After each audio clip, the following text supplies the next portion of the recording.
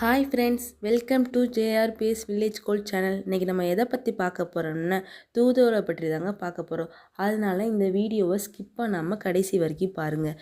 ஏன்னா தூதுவளை பற்றி பாதி பேருக்கு தெரியாமல் போச்சு. அதனால் இந்த வீடியோ உங்களுக்காக ஷேர் பண்ணியிருக்கோம்.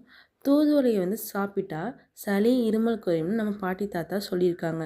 இப்போ சிட்டியில் இருக்க பாதி பேருக்கு தூதுவளை செடியே தெரியாமல் போச்சு. அதனால் கடையில் வாங்கி சாப்பிட்றாங்க. நம்ம ஊரில் இந்த செடியை வீட்டிலேயே ஈஸியாக வளர்க்கலாம். இதில் முள் இருக்குன்னு பாதி பேர் இதை சாப்பிட்றதே இல்லை. ஆனால் சின்ன க்ளவுஸோ சிசரோ யூஸ் பண்ணி இதை கவனமாக பறித்து நம்ம உணவில் சேர்த்துக்கலாம். இயற்கை நம்ம கொடுத்துருக்க நல்ல மூலிகைகளை சரியான முறையில் பயன்படுத்தினாவே நம்ம உடலுக்கு தேவையான பல நன்மைகள் கிடைக்கும். அதனால் சின்ன சின்ன சிரமத்தை பார்க்காம இந்த மாதிரி ஆரோக்கியமான கீரைகளை நம்ம உணவில் சேர்த்துக்கலாம். வாங்க இப்போ தூதுவளையோட பயன்கள் மற்றும் அதோட எப்படி சாப்பிட்லான்னு பார்ப்போம். தூதுவளை பாரம்பரியமாக எதெல்லாம் குணப்படுத்தணும்னு நம்ம பாட்டி தாத்தா சொல்கிறாங்கன்னு, சளி, இருமல், தொண்டை எரிச்சல் இது மாதிரி பிரச்சனைகளை சரிப்படுத்துமா, சுவாச பாதையும் கொஞ்சம் இதமாக ஆக்குமா. உடல்நல பிரச்சனை இருந்தால் மருத்துவரை கேட்டு சாப்பிட்லாமா, எந்த ஒரு பிரச்சனையும் இல்லை.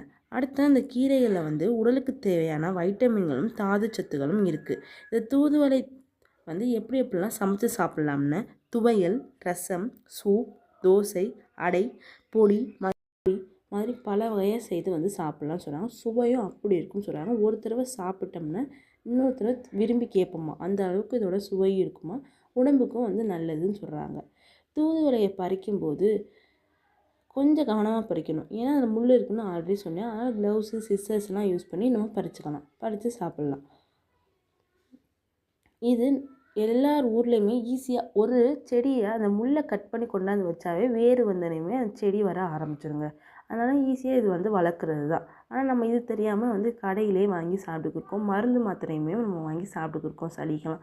இது மாதிரி இயற்கை வழியிலேயே நம்ம போகலாம். நீங்களும் தூதுவளை எந்தெந்த வகையில் சமைச்சு சாப்பிட்ருக்கீங்கன்னு கமெண்டில் சொல்லுங்கள்.